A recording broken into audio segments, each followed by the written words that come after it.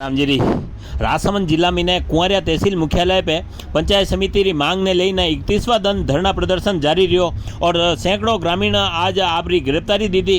ग्रामीण युवा बुजुर्ग प्रभु श्री चारभुजानाथ मंदिर पहुंचा और वटू ढोल नगाड़ा और थाली मादल लारे कुंवरिया तहसील मुख्यालय पहुंचा।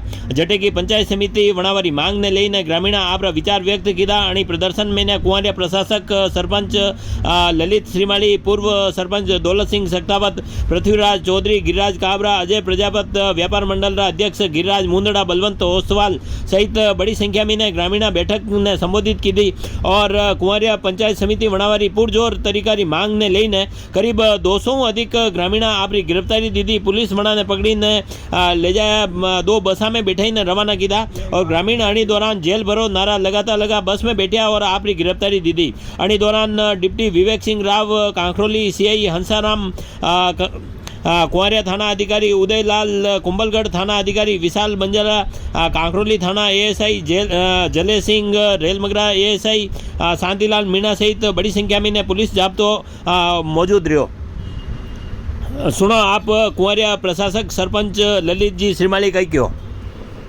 किस तरह का आंदोलन चल रहा है? कुंवरिया तहसील की जो मांग चल रही है पंचायत समिति की, प्रशासन द्वारा, विधायक महोदय द्वारा और सभी राज्य सरकार द्वारा कोई अभी तक आश्वासन नहीं किया।